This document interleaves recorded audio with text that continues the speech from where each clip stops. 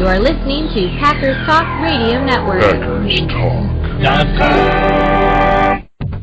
This Green Bay Packers podcast is brought to you by Mayfield Sports Marketing, our official sports marketing agent for player appearances. To book a Packers player for your next event, go to PackersTalk.com and click on Player Appearances. Are you looking for some signed Packer memorabilia? Look no further than Waukesha Sports Cards. If the Green Bay Packer can sign it, Waukesha Sports Cards has it. Check our website for upcoming Packer player and legend signings. Go to WaukeshaSportsCards.com. A little bit, it's like Favre almost. You remember? Frog in my throat. Oh, now brown cow. 2005. I'm leaving that in, by the way. That's good. That's good radio. Oh, boy. We have seen big plays from Aaron Rodgers. Aaron Rodgers. I'm at your service. All season long. Fast tempo, we got to bring some energy, some life to the crowd. Mega Donut Podcast. We got to get this thing amped up. With them great guys, Chris and Adam. Even Aaron likes them. Are you kidding me? I love them. I'm gonna cover myself with the ashes of you, and nobody is gonna give a damn. Son of a bitch, give me a drink. One more night, but it can't be me. Son of a bitch, if I drink it clean, I'm gonna drink my life away. Hello, Packer Nation, all the good listeners and followers. I'm Adam Somers, my bestest friend in the world, Chris Lempesis. I feel like we should leave that warm up in there, Chris. Unique, New York. The arsonist has oddly shaped feet. I always like that one. La la la la la. Nothing more than Oh! man, nothing but That's one of my favorite parts. He starts going, oh! if you don't know what movie we're referencing to, we're not even gonna tell you. You don't deserve to know. Look at me! Hey, speaking of Anchorman, Panda Watch. JJ Well, Watt. according to ESPN.com, it's Watt Watch in Green Bay. Watch Panda Watt. Panda Watt. Greg Garber, ESPN.com. Holy shit, we've derailed already. Greg Garber, who may be drunk. Who's probably drunk. I think he does this every year. Either he does or at least they do on the website. They do like a proposed trades at the deadline, which I believe is Tuesday. Yeah, it's Tuesday at 4 p.m. Eastern. The very popular, always active NFL trade deadline. That's where a lot of shit happens. It's not a big deadline when the biggest name to get traded in our lifetimes is probably Roy Williams. Yeah. Remember when the Lions traded him to the Cowboys? That's like the biggest trade deadline. Or Marshawn Lynch. Oh yeah, Marshawn Lynch. Okay. Going from Buffalo to Thought Seattle. about that. So he's writing about. He proposes 5 explosive, as he puts it, albeit unlikely, possible trades. His proposed trade number 1 was Calvin Johnson to New England. Okay. And his number 2 trade was Houston sends J.J. Watt to the Green Bay Packers for number 1 draft choices in 2016, 17, and a provisional 2018 pick. That's actually not too terrible. If that was what they had to give up to him, because Ted's very, very good at drafting players. Not the best of drafting front 7 guys in the first round. I mean, Dayton Jones and Nick Perry have been fine, but let's just be realistic here. J.J. Watt's one of the best players in the league. I mean, he should have won the MVP last year, right? I'm just kidding. Packer fans. Houston's terrible. J.J. Watt's probably still part of the solution, right? He's still in his prime. I would think. And the article, I will point out, though, that in the article, again, written by Greg Garber, he confronts one unnamed NFL general manager with the trade. And the GM responded, quote, if I could somehow turn those picks into the number 1 overall pick, and I had a college quarterback I liked, I'd roll the dice. Again, not that means anything. I did find that sort of interesting that there was at least one GM that was like, "Oh, I'd make that deal." I was like, "Really? You would?" So you would trade J.J. Watt for a chance to draft. Goff. Ugh. I mean, if it was a year, even like last year, if you really like went to the Mariota, like, I mean, last year's quarterback class was okay. It was decent, but man, this upcoming quarterback class is bad. If you need a quarterback going into the 2016 draft, and we'll not to get too far ahead of ourselves on the draft, but right, 2016 is not the year you're going to be needing a quarterback. No, I just. We see the way I look at it from the Packers' standpoint, if they get Watt, those 2 draft picks are going to be in the late 20s, ideally early 30s. Right. You know, if you take out the last 2 drafts, so you're trading away Derek Sherrod and Nick Perry for JJ Watt. Yeah, no. Okay, I'll do that. Take away the last 2 drafts? Because I mean, you would still Clay and Dix, you still would trade, and yeah, I mean. 2 late first-round picks for J.J. Watt's actually a pretty fair. I would. I mean, I'm not gonna lie. I would do it if I was the Packers, of course, because. But Houston wouldn't do it. No, Houston wouldn't do it. I mean, Garber makes going down the rabbit hole here, which is kind of our specialty, anyways, on this show. Garber makes some interesting points because the Packers they're really far under the cap. Like they actually would have the cap space to absorb this deal. Because remember, when you trade guys in the NFL, the guaranteed money, like that prorated hit, that Houston takes that hit. Yeah. So all the Packers would be on the hook for are whatever Watt's salaries are. And you'd think if they get Watt, then this is Pepper's last year, so that helps that out. I mean, I've been, I don't ever like saying a team is a favorite to win it all, but if they got Watt, they're the favorite. Come on. They're even money. Yeah, they're even money to win the whole thing, no doubt. I mean, Watt's that transformative player, and if you had Watt and Matthews on the same defense with Peppers and yeah. I mean, it's fun to think about. Let's not forget that the rumor that's really never been confirmed, but that Thompson tried to move up to get Watt, but he just didn't have enough ammo. Yeah, that's true. Watt was his number 1 player on the board in that draft. That is true. He did like Watt quite a bit. Probably still does. I mean, I've heard crazier shit tossed out there, but I don't see any way. Because, like you said, the thing that would kill it is that those aren't super high draft picks that Houston's going to get, and any sort of rebuilding effort you would think center around J.J. Watt. Well, the also thing that would kill is that Al Davis did not rise from the dead and is now all of a sudden running the Houston Texans. I know, it's crazy. It's crazy, but it seemed like a good way to lead off the show because we wanted to hook you guys right away as listeners. Yes, and we normally it's like clickbait, but in podcast form. Like this article was. We turn clickbait into podbait. We because normally we like recap a game, but since there was no game, we were just like, well, we'll just kind of do freeform, and then we'll start talking about the Broncos. Since we're talking about the trades, though, let's just dive in a little bit longer. Okay. I want to talk about this. Were you kind of bummed out by Steve Smith's comments that said he does not want to be traded? Because I know that was the Pro Football Talk article.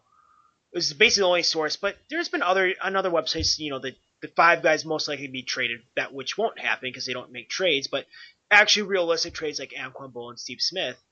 It just seemed like such like an Andre Rison type move if we're making parallels in 96. Here's the thing about the Steve Smith news on that. I don't buy it. I think Smith is saying it because he doesn't want to sound like he's quitting on the Ravens. You know what I mean? Like, yeah, they're a bad team this year and they're not going anywhere. But I don't think Smith wants to, be like, well, yeah, I'd be open to a trade because then it's like he's trying to find his way off a sinking ship. He's kind of quitting on his team. Right, and that's just not the kind of guy Steve Smith is. But privately, I'm sure he would welcome a trade. I don't buy it at all. I think if they came to him and said, Steve, if you really are done, why not, and the Packers will trade for you, and you can go out on top, you're really going to walk away from that? I guarantee he wouldn't. But the kind of guy he is and the kind of competitor he is, there's no way he'd quit midseason.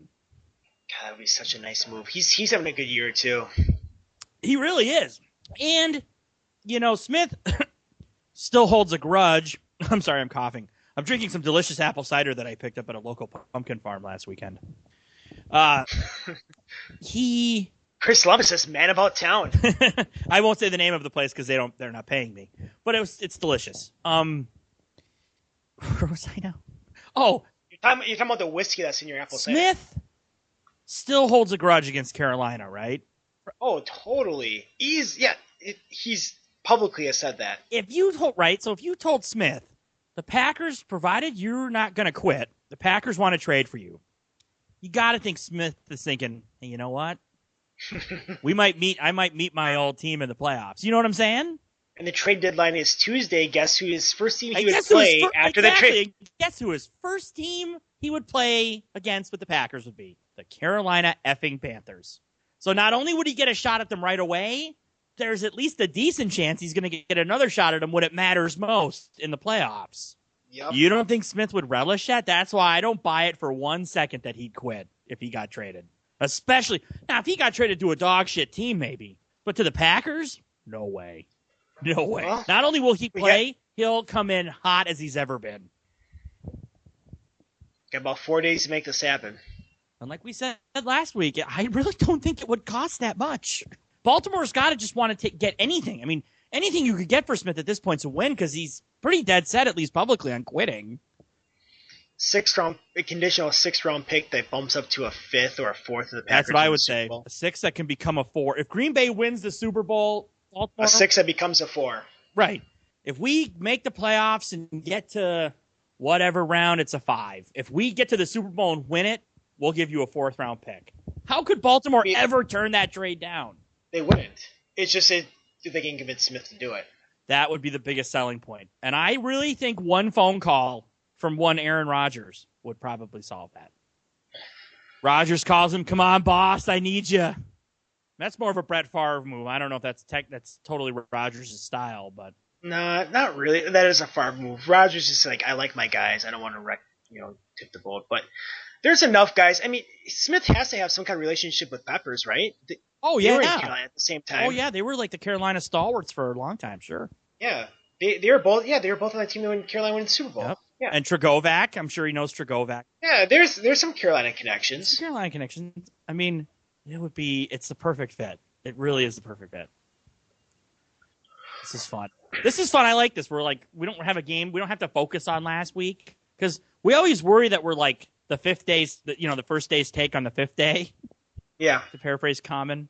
So we don't have to worry about that this week. We can just talk about whatever. I know. Go ahead. What did you think? I really don't want to talk about this. I'll just see if you want to. Do you have any thoughts on this Guyon thing? No. I don't really either.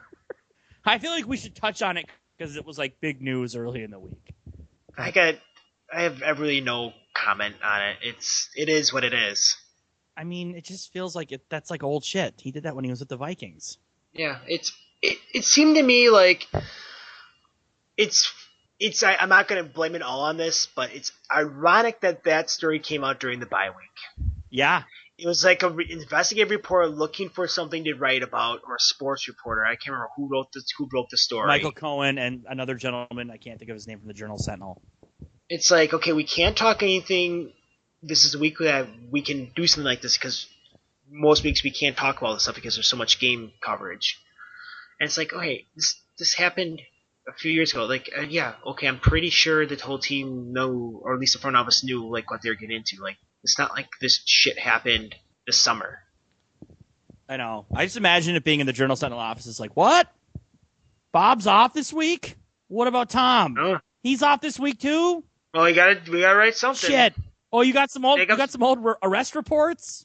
All right, let's do it. Yeah, that's exactly what I thought. That's what I thought too. I was like you said, pretty funny timing. Pretty funny that comes out during the bye week. Bye week, right leading up to the biggest game the Packers have played all season. Yeah, it doesn't matter. I know. I was just like, that was a huge thing. People here in Milwaukee were talking about it. Twitter was going nuts about it. I was like, I don't really have anything to say about this. This is no. I mean, didn't we already kind of know Guyon was a nefarious character? Yeah. What is this telling us? I already knew that. Yeah, I got my view on Guyon does not change one bit. Right. Talk to me when you have a story about Guyon like ringing a Salvation Army bell. Yeah. Right? Or like, you know what I mean? That's like when Guyon does something out of character, then I'll be like, okay, I'm interested. Yeah. Should we just keep rolling through the Rockies for our Revenge Tour 2015? Yeah, Denver. We'll get to game of the year so far in the NFL, fair to say? Yep, this is the first time I saw this on Twitter. It was during the Sunday night game last week that this is the first time two teams have met undefeated this late in the season since like the early 80s, I think. Is that right? I want to say, I could be wrong there, but it's been a while. It's been a long time. It's been at least 10, 20 years, if not more. It's only been 4 6-0 teams that have met. This would be the fourth time 6-0 or better teams have met in the regular season in NFL history. Big matchup. Big matchup on Sunday night. I'm excited. These are the games you get excited for as a fan. You know, not that I'm ever not excited to watch the Packers, but it's a big moment. It's Sunday Night Football. It gets a 6-0 Broncos. Peyton Manning, Hall of Famer. Absolutely, and I was just going to say, let's be honest. The last couple of games have lacked juice. You know what I mean? You don't have to feel bad if you're thinking that, because I've been thinking that. You know what I mean? It's like I get up for all these games. I love them all. You know, they're all great. It's awesome to watch Pack. But I mean, it's a little bit harder to get juiced up for St. Louis and San Diego. Yeah, and let's be honest. Those two games, the Packers won. They played fine. They weren't really that exciting. They're not really games you're going to remember. That St. Louis game. You'll remember San Diego because Rivers threw for 500 yards. That St. Louis game, dear God, that was probably the most boring Packer game of the year. The only things I think and if you were to ask me in 5 years from now, what do I remember? I would say Quentin Rollins ran a pickback and James Jones had a long touchdown. Oh, and Rodgers' interception streak ended. And 10 years from now, those will be the only three things you'll remember about that game. Yeah, and you may even only remember the one thing, Rodgers' interception streak ended. You might. That's true. And the San Diego game, other than Rivers throwing for 500 yards and Randall's pass breakup at the end, you won't remember anything about that game either. No. So that's just I just wanted to let the listeners know, like, hey, in case you were like, hey, I haven't really been juiced up these last couple weeks. Don't worry, you're not alone. But this. And isn't it ironic that good old Denver, it's not even like a numerical significant reunion of like 10 years, 20 years, 25. We're going to bring the 97 Super Bowl champs together for the 18th anniversary. Yeah, can we talk about that really quick? Get the bleep button ready. No, you're allowed one. Am I allowed one? You're allowed fuck one. Them. Bleep two. Fuck them so hard for wearing those jerseys on Sunday night. I'm going to be so mad when I see them wearing those jerseys because it's going to make me think about Super Bowl 32. And I hate thinking about Super Bowl 32. I tweeted. Did you see what I tweeted the other day? No. When they announced that they were going to wear those jerseys? I missed it. I was like, and in honor, and I put in quotes like a mock thing. I'm like, and in honor of Super Bowl 32, all of the Denver Broncos offensive linemen are going to commit blatant holds on every play.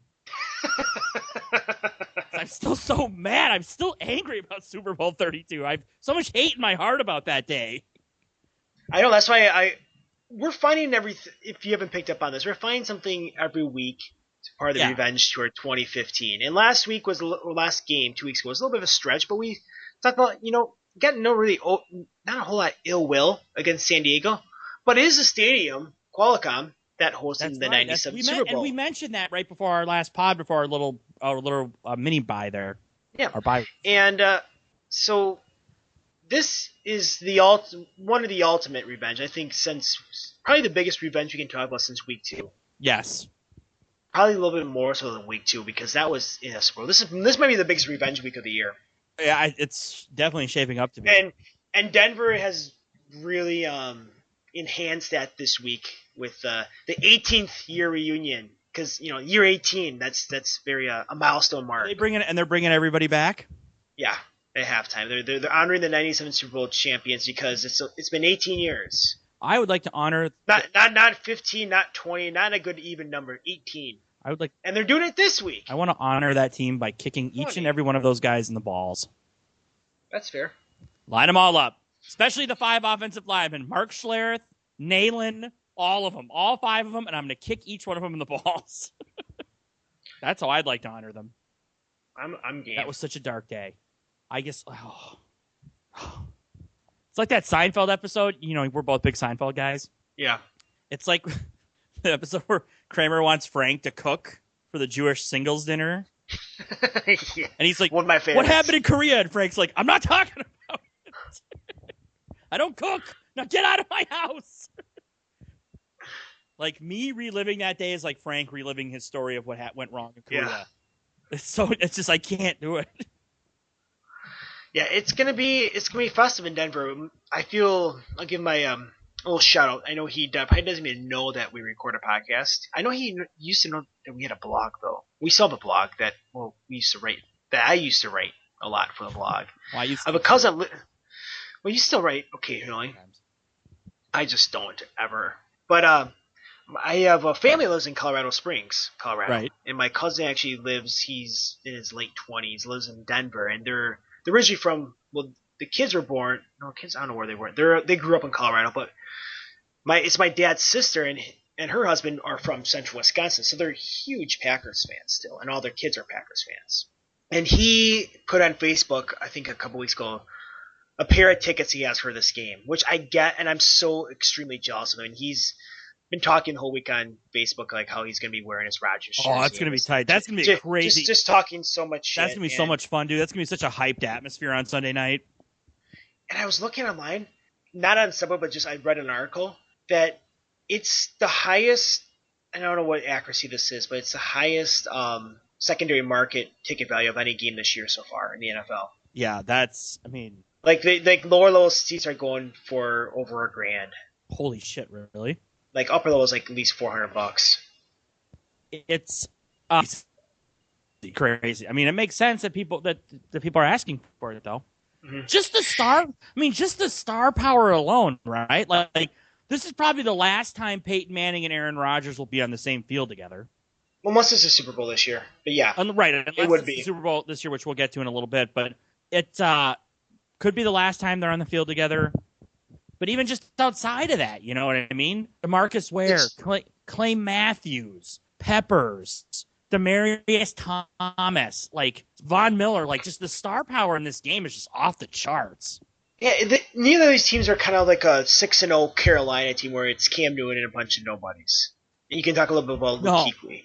But there's so much star power on both sides. And yeah, we'll talk about Manning here in a little bit. I can't wait to see NBC's numbers for this game on It'll be the highest rate game of the year in the NFL. It's going to be like 35 million people watching this game on Sunday night. You can tell with Michaels and Collinsworth last week that they were itching to go to this game after they couldn't wait for that game to get over last Sunday. They kept on talking about it. Like they kept on dropping it. It's like, man, I haven't seen these two promote next week's game that heavy in a broadcast in a long time. Well, like I mentioned on our show last week too, Michaels was hyping this game up during the latter part of the Pats-Colts game 2 weeks ago on Sunday Night Football. NBC right? has just... He's like, oh, yeah, we're going to Carolina and Philly next week. And then after that, Manning, Rodgers.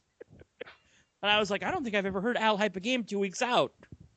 They've had some real stinkers Sunday Night Football. I mean, yeah, Colts and Patriots should have been a good game, but it wasn't. It wasn't. Last week's game, I mean, come on, Carolina, Philly. I mean, it worked out fine for them. But that's not an exciting game. It worked out okay. Carolina's a good team, but... Then they had the Saints and Cowboys in there. That was a night. I mean, that was an exciting finish, but those are two garbage teams. They were banking on Romo and Breeze, and they got Whedon and Breeze. Or they got Whedon. No, they got Whedon and... Did they get McCown? They got Whedon and McCown. Or no, it was Breeze. Yeah, I think McCown was the week before, but still. Yeah. This game is going to be... They're going to be happy about this game. Oh, it's going to be so fun. I can't wait. So you know what? Before we really get into this, though, I feel bad I got cut off. I cut myself off. Should we talk about Super Bowl 32 really quick? We can. Okay. I prefer not to, but you can. I was just going to say I was a sophomore in high school and it wrecked me. It really, I had my mom call in sick for me the next day. I was so depressed. Well, and I just got dumped by my first girlfriend, like a month before, and I was still chubby 16-year-old me getting over that. And then the Packers were good, and I was like, "Screw you, Sarah! We're gonna win the Super Bowl." And they lost, and I was like, "I can't catch a break." Mom calling sick for me. No, I didn't. I think I blamed Fritz Shermer. Well, the Denver offensive line for holding on every play. But good old Fritz. Yeah. I was like, Mom, calling sick. And she was like, okay. She'd never do it otherwise, but she was like, okay. So yeah, 16-year-old me hasn't recovered yet. Yeah, that was. I really don't want to rehash that. We don't have to, and we don't have to. Let's talk. You know what? Screw it. Let's talk about a fun Denver memory that we experienced together. The Halloween bucket game. The Halloween bucket game. Yeah. So for those of you who are like, what the hell does that mean? I feel like we've talked about this at least on one other podcast, and this might have been a blog post at the time. Was this when we were blogging, or was this before? I don't know. I don't know if we've talked about it recently, though. And I think it was before the conception of Old Vega Donuts. But so for our because you know, but we've mentioned this before in a podcast. We've got more listeners now, so for the newer listeners, 07 Monday Night Football, Packers Broncos, Mile High Stadium, Favre overtime. You guys remember that game? Yep. So I watched the game at Adam's apartment, and it was at St. Louis Park. Yep, because it was you were still had one more semester at college. I was still living in my now torn down apartment. I drove out to your house. Was it me and you and your roommate Ben? Was it just the three of us? Yep. It was just because it was a Monday night game. It was just the three of us. We had some pops. We watched the game. It was a good time. So they had this Halloween. This is right around Halloween. They had this Halloween bucket on the floor. Just your classic plastic pumpkin trick-or-treat bucket. And when Favre, first play of overtime, Favre goes deep to Jennings, we all sort of stood up at once to watch. And for some reason, I don't have any idea why, but as Jennings catches the ball and he's sprinting down, and Mike Tirico, hauled in by Jennings, and the Packers win. I started backpedaling. I don't know why I did this. But I got my heel jammed in this candy bucket and completely ate shit right into this couch. One of my favorite memories watching as games you and Bob are jumping up and down, high-fiving, we won. I'm like, oh my god, man down. I'm literally laughing my ass. Well, I fell into that. I got my heel stuck. I don't know how I did it, but this just makes for great radio. Sorry, everyone. People think this is funny because I have it my ass off remembering it. If you can picture a visual of Chris standing up, jumping up, backpedaling, puts his foot in one of those classic Halloween buckets, tumbles backwards, ass backwards in my couch, yelling and screaming, yelling, "Man down, we won! Man down, we won!" I'm like, "Man down, we won!" We're like, "Yeah!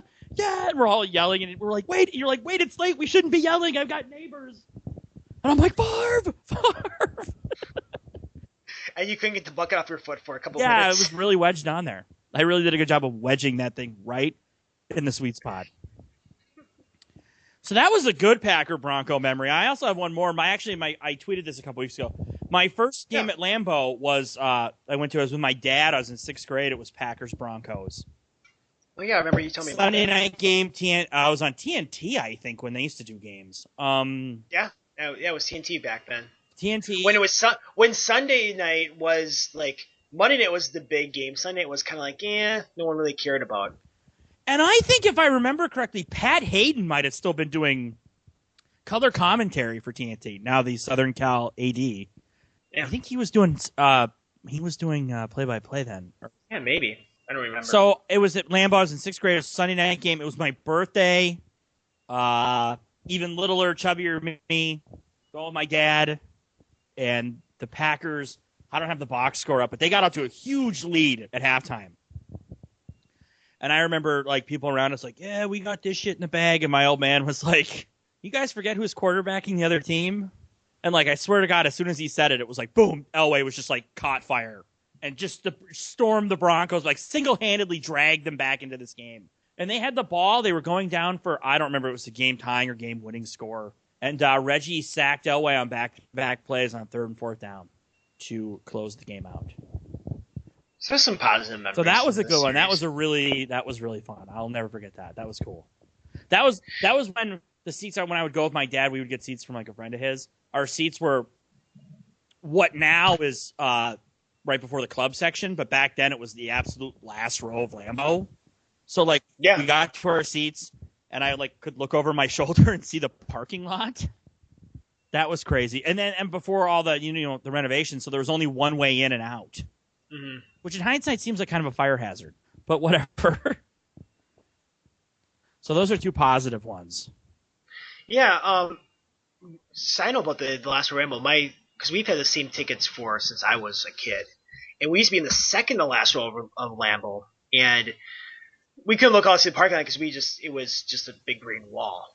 And now our seats are like prime because we have like one row up, then we're in the concourse area already. So right. The new additions, we've kept the same seats forever. Yeah, we went from really crappy seats to like, oh, these seats are actually pretty good. That's true. Even when I go now, actually, I usually get seats from the same friend of my dad's, and same spot. We just have the yellow fence thing behind us, and you're right. It's like the concession stands and the bathrooms are like right there. It's perfect. It's perfect to get out. Like when I went to the Steelers game with my now wife a couple years ago, the Matt Flynn game late in the year when Rodgers was hurt, and they almost won at the end and didn't, and I was so pissed.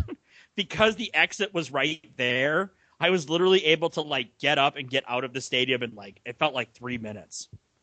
So I was so mad. So yeah, it's good though. The other Bronco memory that I recall, 2003 season, and I remember I was sophomore in college. 03. Yep. Okay. And it was the last regular season of the game. They had Denver at home. Oh shit! Yeah. Oh shit! The Nate Poole game. The Nate Poole game, or not game, but Nate Poole. The Nate Poole. Day. I shouldn't call it the Nate Poole game. Yeah. So, and I remember this because that might have been a noon game or it was a late game because CBS had that game. They purposely put them late because the Vikings were in Arizona. Yep, that's right. So I wanted those two games to run side by side. That's right. I had a part-time job at a grocery store. And this is when I still was going to school at UW Stevens Point, and before moving up to Minnesota. And we watched the game at my house. I lived in a college house with three other guys. We always had people over all the time. And I had to go to work. I think I had to work like 6 to whatever. And it's like, all right, the Packers are crushing the Broncos. I think they won 31. I'm looking for. They won like 3 or 4 touchdowns. The only thing I remember about that game is Amon Green had the first of 2 90-yard touchdown runs. Because Green, I think even now is only like there's only like 2 or 3 players in NFL history that have 2 90+ yard touchdown runs. Yep. Packers won 31-3. Green had a 98-yard touchdown rush in the fourth quarter. He finished with 20 carries for 218 yards. And then he had one because the following October, I was at the Dallas game at Lambeau where Green ripped off his second 90+ yard touchdown run. I actually think him and Bo Jackson might be the only 2 guys to have ever done that. And Denver really wasn't that good. If it's not just those 2, it's a really small club. Huh? I want to say Denver really wasn't good, but they were 10-6 that year.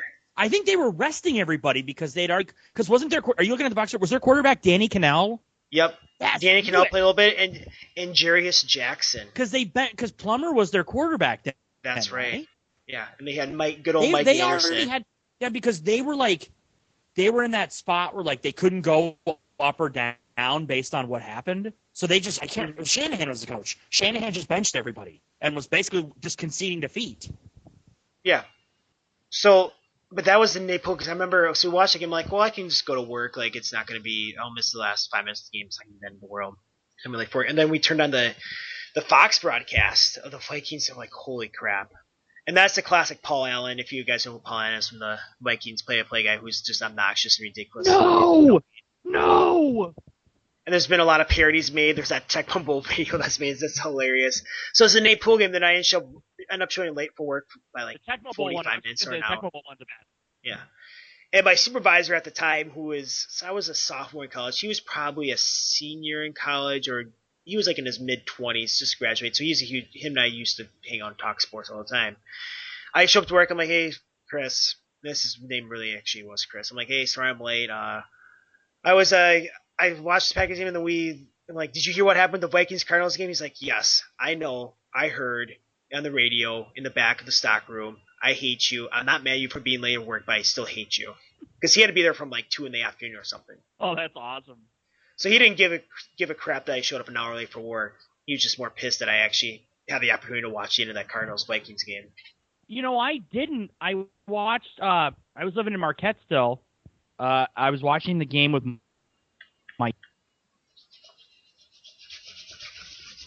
in and out. Mm-hmm.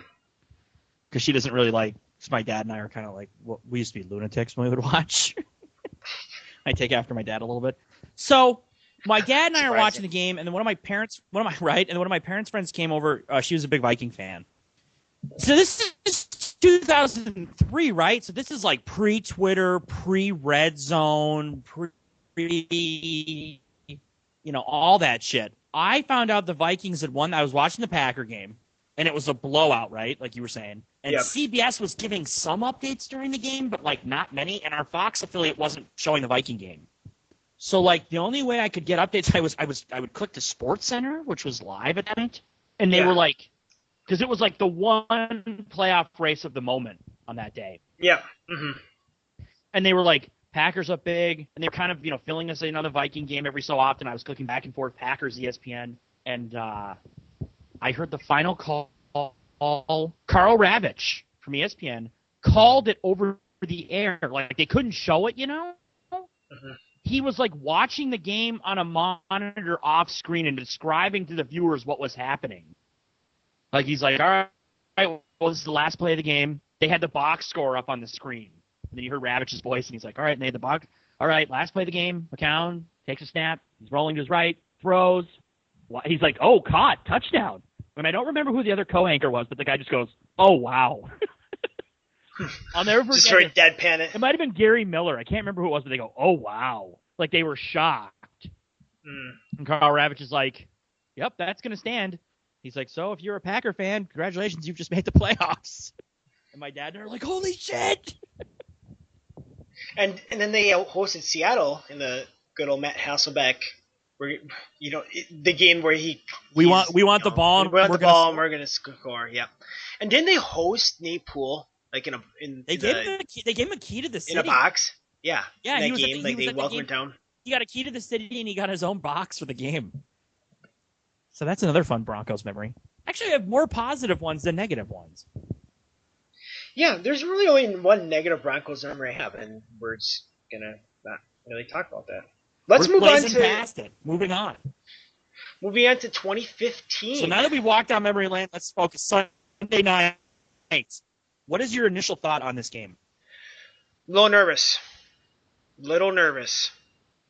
I mean, it's not gonna come to a surprise that I am definitely of all the games they played this year. I'm not like most Packer fans. Like we're not surprised we're 6-0, right? Like they beat all the teams they should have beat. The Seattle game week 2 was a lot of fun and felt good, but after that they took care of business. They did what they should have done. This game though, I think they could still play a good game and lose. So I am nervous. Right. There's certain aspects about this game. Oh, absolutely. That I think it's going to be very difficult for the Packers to come out on top. I'm not saying it won't happen. I'm not even predicting that. I'm saying the Packers lose a close game in Denver. I'm just prefacing for everyone, in case the worst thing happens, the Packers lose on Sunday, Twitter, it'll be okay. I agree. But you know that's not. No. This is the best team Green Bay has faced all year. It's not. Yeah. It's going to be. So wait. Just before I say this, I've already used up my F-bomb, so any other F-bombs will have to be bleeped? Yes. Okay. So then I'll just preface it, then I'll say, if they lose Sunday night, Twitter's just going to be, I fucking knew this team was just as bad as I thought, and they're just terrible. Oh, yeah, even though this is the best team and the toughest environment they've played. Yeah. I knew this effing team stinks. Stupid Thompson should have signed more free agents. These rookies suck. Maybe we should. Blah, blah, blah. And it won't matter if they lose by 1 point or 30 points. It's going to be the same reaction from people. No, I hope they don't lose by 3 points. Then I'll be concerned. We love you guys. If they get blown out. And we love you. And you know what? We'll still love you even if you completely overreact to this loss. That's fine. Because I'll be mad too. But we're not saying they're going to lose. But it's how Twitter, I knew this team stinks just as bad as I thought they did. It's going to be a tough game. It really is. This is not going to be an easy game. First of all, I think for me, the thing that jumps out is, the big names, right? Like, Ware and Von Miller and even Talib but like, you look at these other names too, man. It's like TJ Ward, Chris Harris Jr., who's really good. I think he actually is probably named too. But like, Marshall is... Yeah, Chris Harris is... Right, Marshall is very good. The nose tackle is good. Williams, it's just like they are just low. It doesn't feel like there's any weak spots. That's why they're the number one defense in the league, right? Right. Yeah. Number one. Statistically, I think they're number one. Right. Yeah, they're number one. Because I wrote about this in part for my TMJ article this week. Number one in yards allowed total per game. Number one in passing yards allowed per game. Number one in sacks. They're fourth, I believe, in rushing yards allowed on average. And second in points behind your Green Bay Packers, who are allowing 16.8 per week, and Denver's allowing 17. So pretty close. Denver's tied with Minnesota, actually.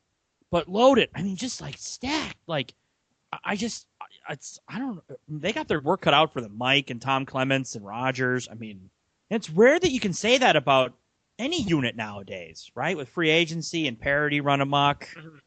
It's rare you can find any unit on any team where you're like, I can't find a hole. But I can't really find one with Denver. Well, that's what everyone kind of said about Green Bay heading into the season, and then injuries ran roughshod about Green Bay's offense. It's kind of ironic, I think, that this is by far the best defense Peyton Manning has ever played with, and this is the worst Peyton Manning has ever been. Like, he's washed up. He's done. He's a caretaker of the offense now, and it's just sad for him. I've never had a problem with Manning. I know some people can't stand him. I've never had a problem with him as a player. I do too. He's fun to watch. He's definitely got a bit of the dorky dad vibe, but I like that about him. He's kind of the perfect contrast to Brady, right? Who's like super cool and married to a model. I always like that Manning was kind of like your dorky next door neighbor who wears like his socks too hot, white socks with dress shoes. You know what I mean? Like just real dorky and and he's always been a class act. He's always been good, and he's just fun. When he was in his prime, he's just fun to watch. Just coach from the field, basically. Great historian of the game too, which I really like about him. And in a day and age where like most guys don't even watch football, let alone could tell you like, you know, the big players from the 60s or 70s. Yeah, I mean, it helped that his dad played back then, too. That is true too. But Manning is like, I like that every time he's asked, you know, whenever he did a great thing with Bob Costas last year before a Sunday night game about this. He's such a great historian of the game, which is rare to find now. I like that. It's just sad to watch him go through this. Like, I almost wish he would have retired at the end of last season. And he has the defense to win the Super Bowl. He has the receivers to win the Super Bowl. The running game and offensive line are a little shaky, but Manning's always worked through that. He's never really had, outside Edwin James, he's never really had a great running game in his career. The numbers on Manning are like, because again, my WTMJ article for the week is mainly about Peyton Manning, so I don't want to spoil too much, but 620wtmj.com or just WTMJ. Yep, should be up sometime tomorrow. I went back and looked at Manning's last 12 games. 13 touchdowns, 16 interceptions. He has 5 games in that 12-game span of multi-interceptions, including his last 3. He's thrown 7 in his last 3 games. His completion rate is just over 60%. 60% is kind of like baseline, like replacement level. He's just above that. His quarterback rating, 72.5, which is 31st in the league. It's not good, man. It's tough. I mean, if his name wasn't Peyton Manning, he would have been benched 3 weeks ago. Well, that's what I think. I mean, at some point, they drafted Osweiler fairly high. At some point, you would think they're not doing that. You don't think they'll do it? That. No, unless Manning gets hurt, Osweiler's not playing this game. True. I shouldn't say Manning's. It's kind of like when Favre was going down towards the end of his career. Not his last year at Green Bay, but like that last year in Minnesota. His last year in Minnesota, they were never going to bench him. I will say this though, and the point of my TMJ article was, I don't think Manning's totally dead just yet. No, I don't think so either, and that goes with my point of they're not benching Manning because it's not like Brock Osweiler is this great quarterback prospect. He may be decent, but this team's not going to go anywhere with Brock Osweiler. Yeah. He may not go anywhere with Peyton Manning, but at least Manning gives him a shot. Well, Osweiler gives him no, you're right. shot. And I think what I was trying to say earlier was not that I think they'll do it, but I guess what I was trying to say, I was speaking more to your point about if his name wasn't Peyton Manning, he would have been benched. Yeah. I think that's what I mean to say. Statistically, they should do it. If he wasn't Peyton Manning, considering the clock is about to run out on Osweiler's time in Denver, I think, on his contract, if he wasn't Peyton Manning, if he was Joe Smith, they would have already benched him. Because at that point, then you have to figure out what you have in Osweiler. But you're right, because he's Manning, and because at least defenses will always respect him no matter what, you have to ride with him. Yeah, I agree with your point. I don't think he's not totally done yet. I think he's done, but I think he's gonna have a few games this year where he puts up Manning-esque numbers that are not gonna be. He's not gonna throw for 400 yards and 4 touchdowns in a game, but could he throw for 250 and 2 or 3 touchdowns? Yeah, he's gonna have a game where he puts enough together to lead this team to victory on his own. Like, he can put this team on his back. I mean, this team's 6-0 with him. When you look at like that Detroit game that they played on Sunday night, now I know the Lions aren't very good, but the second half of that game, Manning looked like old Manning. And what was a close game, at least initially, once that happened, they just straight up throttled Detroit. And Manning wasn't even quite old Manning. It was like you said, like just better than what he's been. That's what makes Denver scary. With this defense, Manning doesn't need to be old Manning. He just needs to be average And I Manning. think that can happen. You know, I think a big thing... screw it. I'm just going to talk about what I wrote in the article. You know, a big thing I think is that Kubiak has come in there, replacing John Fox. He's really put an emphasis on, he wants his team to be more balanced offensively, right? More run-based. I think because he senses that Manning isn't what he was. But it's a pretty big sea change for Peyton Manning, you know, a guy who they've never had to worry about him running. Like you said, Edgerrin James is really the only worthy running back he's ever had. It's always been about Peyton, go out there and throw us to victory. I think Manning has struggled with that, you know? He's been under center, well, more, not as much lately, but earlier in the year they had him under center more. And I think that's a big part of the reason why he struggled. Part of it is just age. Mm-hmm. But I really think this offense has kind of crippled him a little bit. And my thinking why I don't think you can say he's dead yet is just because you have to think at some point he's going to figure out a way to bend that offense to fit him. Once he starts to realize that he can be this is tough to swallow for him. That he can be the greatest game manager in NFL history. Right. He does that for the final half of the season with this defense, and if Kubiak can get that running game going just a little bit, they could easily go to the Super Bowl. But Manning has to take that role on that he needs to be a more glorified game manager, but he can be the best one ever. He has to change a little bit. It's like Favre almost. You remember? Mm-hmm. Frog in my throat. Oh, now brown cow. 2005. I'm leaving that in, good. by the way. That's good radio. Favre. Now, there were other factors in this, injuries and shit. But Favre was terrible in 2005, right? Terrible. He had like 25 interceptions or whatever it was. And then McCarthy came in 2006 and sort of started. It was 2007 when Favre started to buy in that he had to change his approach. And once he did that, he really took off again. That speaks to like what you were saying about Manning, that if Manning can kind of buy in like Favre did, and I don't think he's totally bought in yet, but if he does and realizes he doesn't have to throw for 400 yards and 4 scores, like you said, then this Denver team becomes really dangerous. And I would hate for him to figure that out. And that's my worry is that they've had a week off. You know, you talk about Manning being so intelligent, one of the most intelligent guys to ever play. Like, he's so obsessive about this stuff. Like, I am worried that this is the week that he's figured out the code. And they got great weapons, man. They do. So we talked about that. Demaryius Thomas, Emmanuel Sanders. Best passing attack Green Bay's faced all year. Best wide receiver tandem in football? It's With up there. Jordy Nelson being out? Jordy being hurt, yeah, you can put that up there. There's some other pretty good ones out there, but that's right. I mean, and Roddy White's kind of taking a step back. It's definitely up there. They're in the tops. Antonio Brown, Martavis Bryant's pretty good. Yeah, that's pretty good. I mean, I'm not gonna. No, we don't have to go through the list. Yeah, but just they're very good. They're very, very good. Different kind of players too. Thomas is bigger. I mean, he can run, but he's more of a big, athletic freak, monster type guy. At 6'3", 229. Sanders is more of the deep threat. Yeah, let's get into how the Packers even is going to take on the Broncos offense, because a lot of my more concerns about this game is on the other side of the ball for the Packers. Do you have any lingering concerns from 2 weeks ago, how Rivers threw a ton on Green Bay, almost out of necessity? Not the volume, but Keenan Allen got open a lot. Yeah. I mean, Sam Shields did not have his best day, and he's going to need to have a really good day on Yeah, Sunday. I am. And, a big reason why is Denver's weapons are better, but also because we haven't even talked about the injury report yet. Raji and Perry are still questionable. That makes me worry. I think if they had those... Now, if those two guys play, and it's Friday night we're recording this, they may play. But questionable with this team tends to mean doubtful. Mm-hmm. So, I don't know. I think if those two guys were healthy, I'd feel a lot better about it. Getting Burnett back, he's listed as probable. That'll help. But, yeah.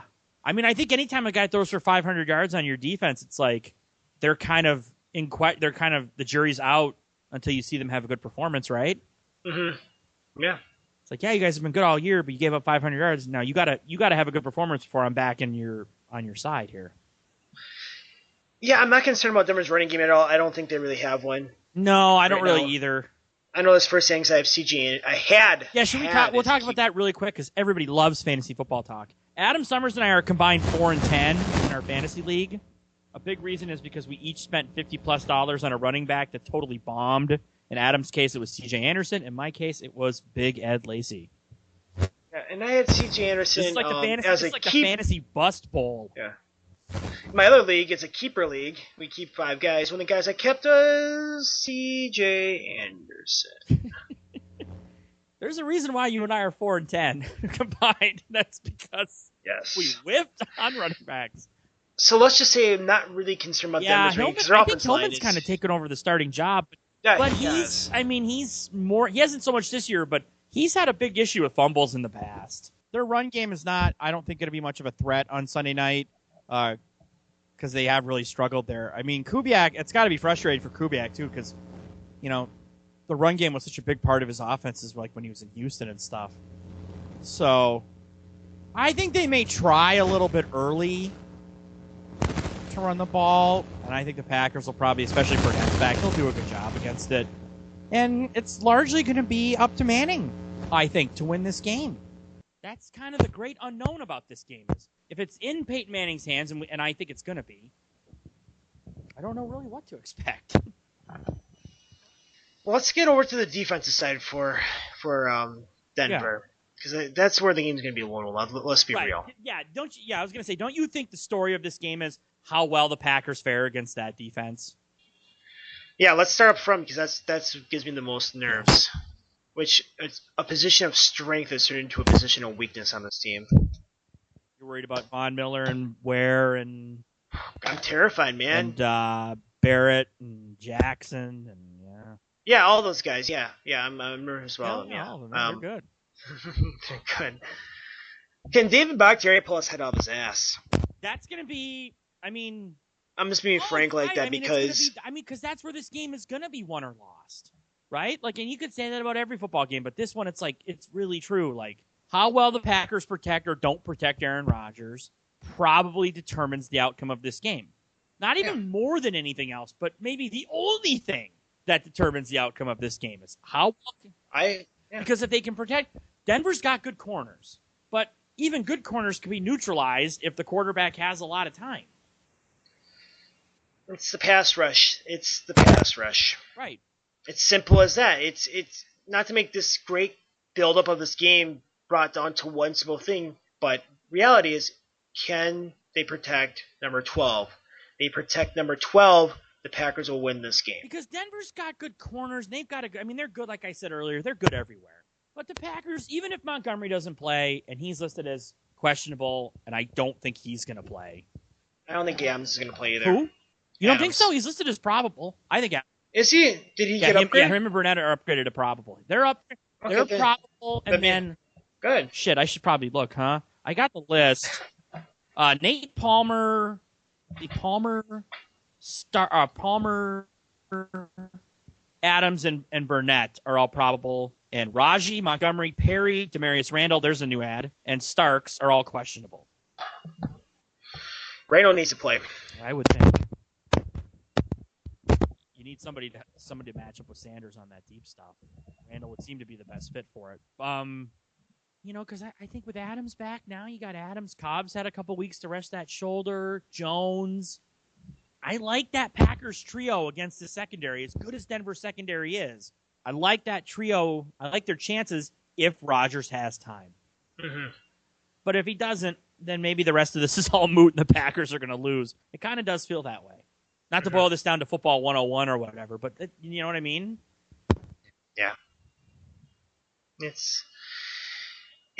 That's what gives me the biggest pause is if Rodgers runs for his life, it's game over. And that's why, and it's very realistic that could be the case because the offensive line hasn't. I mean, they didn't look that great against St. Louis, and that's the most comparable defense they've faced so far. They didn't look that. I mean, their offensive line was fine against Seattle, but they had some leaks in that game too against a pretty strong front. And Denver's defense is better than St. Louis's, and they're not in the cozy confines of Lambeau Field for this one. Mm-hmm. Right, loud crowd. Because Denver's defense is so much better than St. Louis's on the back end. And, it's gonna be loud. I mean, this is probably going to be the biggest challenge this team faces all season. This offense, anyway. Mm-hmm. So heavyweight. It's a heavyweight slugfest, though, right? Oh, I mean, this is Ali Foreman, man. This is that offense against that defense. It's like shit. It's gonna be Green Bay. Do you see any other weaknesses for Green Bay heading into this game? Things that worry me, you mean? Yeah, any weaknesses? No, not really. Like you said, you got to worried about the pass rush. I'm worried about the O-line holding up against that pass rush. What about our running game? I got to see it from Lacey. Starks, I don't know if Starks is going to play. And Lacey, there's certainly been a lot of talk this week that Lacey looks better, that Lacey feels better. He's back. As at least with Lacey, and again, I think he's going to be the majority of the run game Sunday night. I can't believe it until I see it from him. I'm really nervous about Starks not playing. You are? Yeah, I am too. Because look, that's what I'm saying. That's why I think Lacey's going to be like the entirety of the run game almost. And it's like, yeah, you can tell me he's healthy and he looks better, but until I see it, I'm skeptical that he'll have any success against that defense.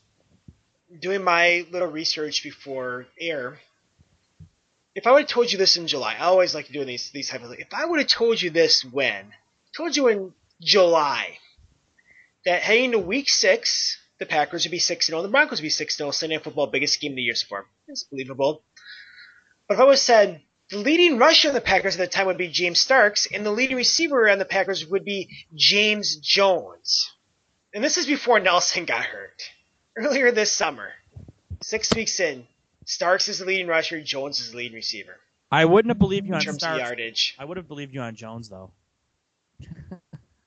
I wish I could see your face as I said that. I would have said, here's what. It's like, what? I would have said, here's what's going to happen. Nelson's going to blow his knee out. Jones is going to get cut. The Packers are going to sign him. And two of the first people he's going to see in Green Bay are going to be my wife and I as he's getting off the. I mentioned that last week, too. I just wanted to mention it again. You mentioned it a few times. I mentioned it a few times because it's a cool story. No, I'm just bullshitting. But no, I wouldn't have believed it. I mean, I'm willing to give Lacey a pass for everything we've seen so far because I do think he's been hurt. But you know what I mean?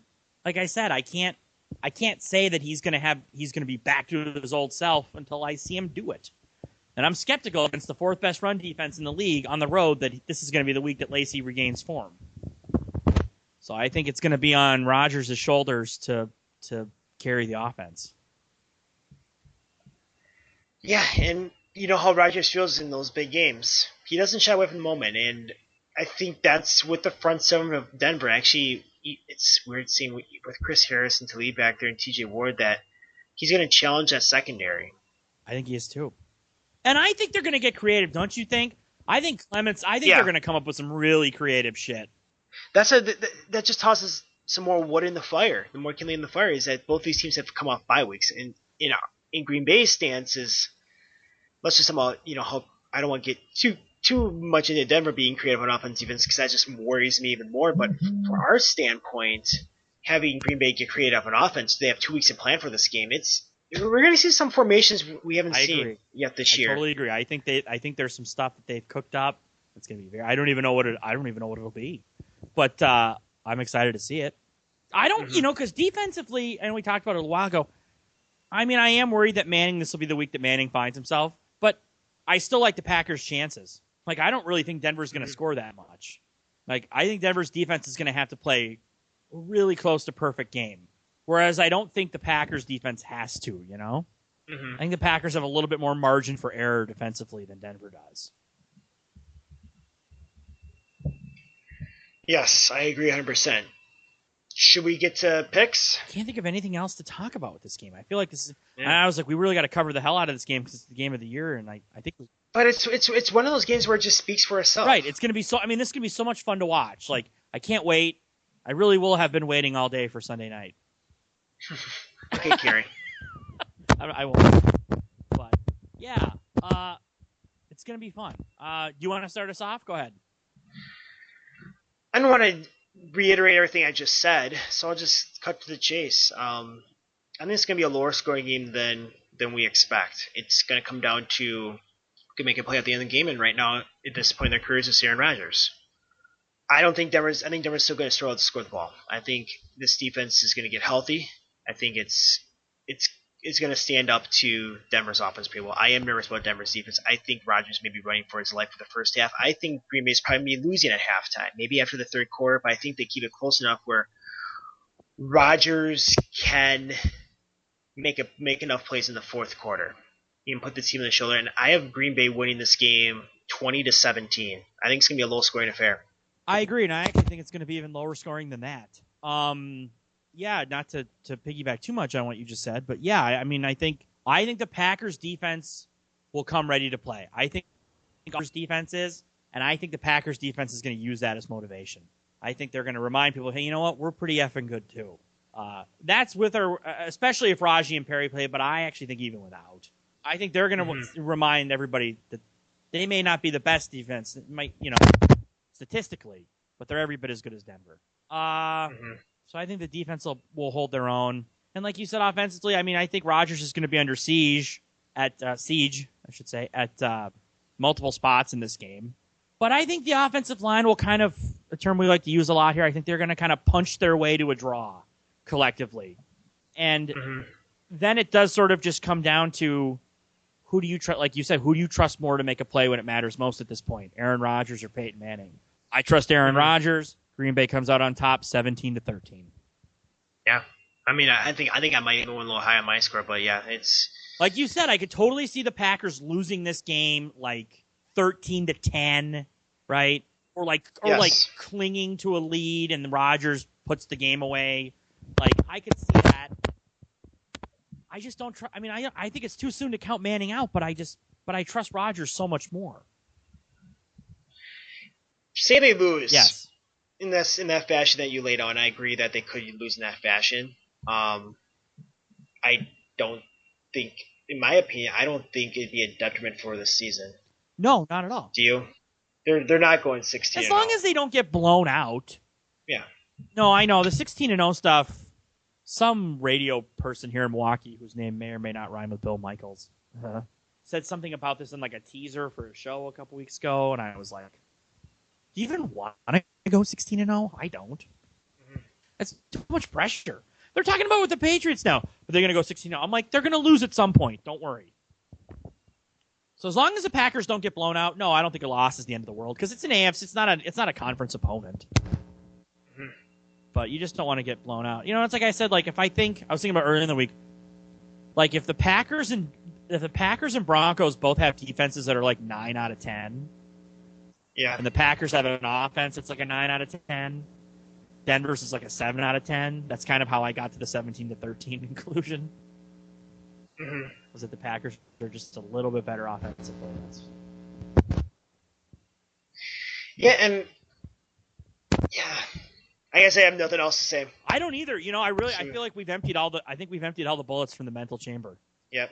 I can't think of anything else. I hope. We're running dry right now. If you're still listening, give yourself an applause. Give yourself a pat on the back. You're the real MVP. Like we always do. And we'll talk to you guys next week. Until then, I'm Adam Somers. And I'm Chris Lempesis. Can't wait for Sunday night, boys and girls. Happy Halloween.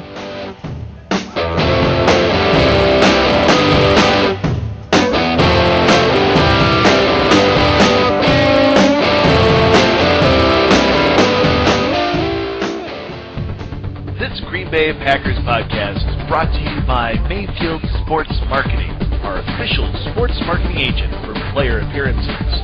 To book a Packers player for your next event, go to PackersTalk.com and click on Player Appearances. Are you looking for some signed Packer memorabilia? Look no further than Waukesha Sports Card. If the Green Bay Packer can sign it, Waukesha Sports Cards has it. Check our website for upcoming Packer player and legend signings. Go to WaukeshaSportsCards.com.